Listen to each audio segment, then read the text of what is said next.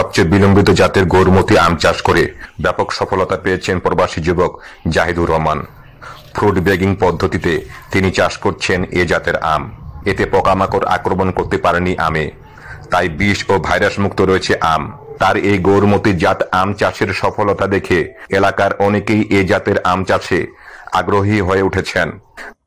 বীরগঞ্জ থেকে আসছি এই বাগান দেখার জন্য। বাগান দেখে খুব ভালো লাগলো।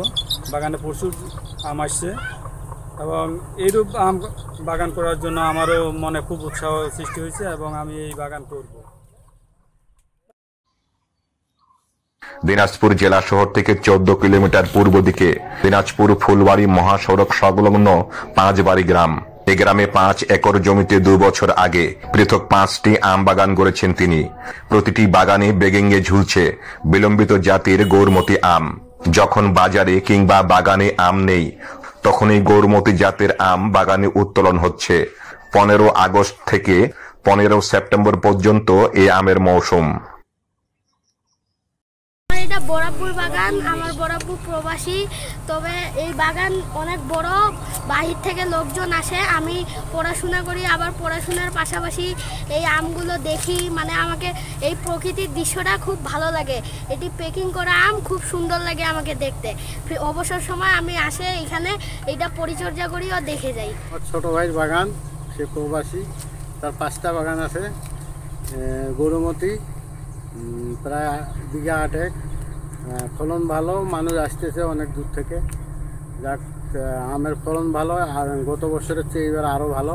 পাঁচবাড়ি গ্রামের আকবর আলী শাহর ছেলে জাহিদুর রহমান 4 বছর ধরে আমেরিকায় বসবাস করছেন।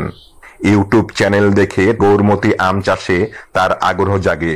বাংলাদেশে থাকা স্বজনদের তিনি মুঠোফোনে পরামর্শ দিয়ে এই 5টি আম বাগান গড়েছেন। আমি এই বাগানে দেখাশোনা চর্চা করি। আমার ভাতিজা থাকে, আমেরিকায় থাকে। আর বাগান আমি সময়টা দেখতে আসি, আমার ভাই রানীগঞ্জ। আমার বাগান দেখতে ভালো লাগে, এই বাগানটা এত সুন্দর করছে, আমারও ইচ্ছা এই বাগান একটা করার ইচ্ছা। বাগান আমি প্রায় আসি, দেখি, খুব শুনি, ঘুরে বেড়াই। এই আমগুলো প্যাকিং করা, গত বছর আম হয়েছিল তুলনামূলক একটু কম, এবার মোটামুটি খুব ভালো আম হয়েছে এবং এগুলো প্যাকিং করা আমটা খুব সুস্বাদু এবং ভালো।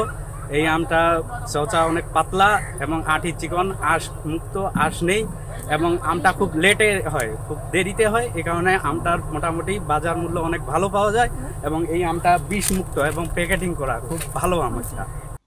প্রতিটি বাগানে লাগানো হয়েছে গৌরমতি জাতের আম। এ আম সুস্বাদু, সুমিষ্টি এবং মৌসুমের সর্বশেষ জাতের আম, তাই বাজারে এ জাতের আমের দামও অনেক বেশি।